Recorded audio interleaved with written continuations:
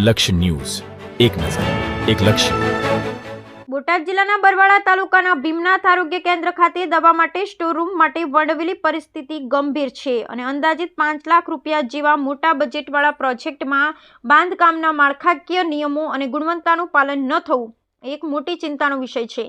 જો નક્કી કરેલા ધોરણનું પાલન ન થાય તો આ માત્ર ભવિષ્યમાં ધન શોષણ તરફ દોરી શકે છે, પણ તેના આરોગ્ય કેન્દ્રની સલામતી અને કાર્યક્ષમતા પર પણ નકારાત્મક અસર થઈ શકે છે. આવી ભીમનાથ રામના લોકોમાં ચર્ચા ચાલી રહી છે. 5 લાખ રૂપિયામાં માત્ર એક દવાના સ્ટોરનું કામ જ કરવાનું છે.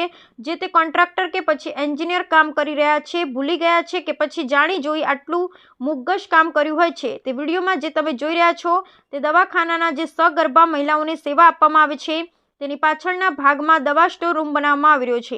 ત્યાં જે ટોયલેટ છે, ટોયલેટની બાજુમાંથી અડીને દિવાલ ઊભી કરવામાં આવી છે. હવે દિવાલને ત્યાં જોઈન્ટ કરવાની જરૂર હતી, પણ લોકોએ જે તે એન્જિનિયર છે કે કોન્ટ્રાક્ટર છે આ લોકોએ સીધી બાજુમાં ઈંટો મૂકી અને દિવાલ ઊભી કરી દીધી છે.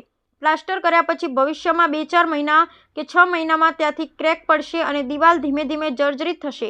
તેની સામેની દિવાલ પણ દવાખાનાનો જે ખૂણો પડે છે ત્યાંથી આ લોકોએ જોઈન્ટ કર્યા વિના બાજુમાંથી જ કામ શરૂ કરી દીધેલ છે. તો માત્ર એક રૂમ માટે 5 લાખ રૂપિયા ગ્રાન્ટ ફાળવવામાં આવે છે તો આટલું બોગસ કામ શા માટે? આમાં ચોખ્ખો અને એકદમ ખુલ્લો ભ્રષ્ટાચાર દેખાઈ રહ્યો છે. સવાલ એ પણ ઊભો થાય છે, જો આટલો ભ્રષ્ટાચાર થઈ રહ્યો છે તો માલની ગુણવત્તા અને સ્ટોર રૂમની મજબૂતાઈ કેટલી છે ને એના પણ મોટા પ્રશ્નો ઊભા થાય છે.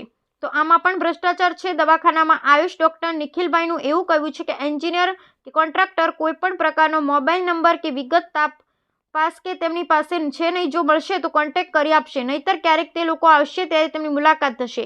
એમના પ્રાથમિક આરોગ્ય કેન્દ્રમાં નવા ભ્રષ્ટાચારો બનતા હોય છે, પરંતુ ચાલી રહ્યું છે તેની કડક રીતે સંપૂર્ણ તપાસ થવી જોઈએ અને જે કોઈ ભ્રષ્ટાચાર કરી રહ્યું છે તેને કડકમાં કડક સજા થવી જોઈએ તેવી ગ્રામજનો સરકાર પાસે અપેક્ષા રાખી રહ્યા છે. Bureau report Ajay Parmar, Botad.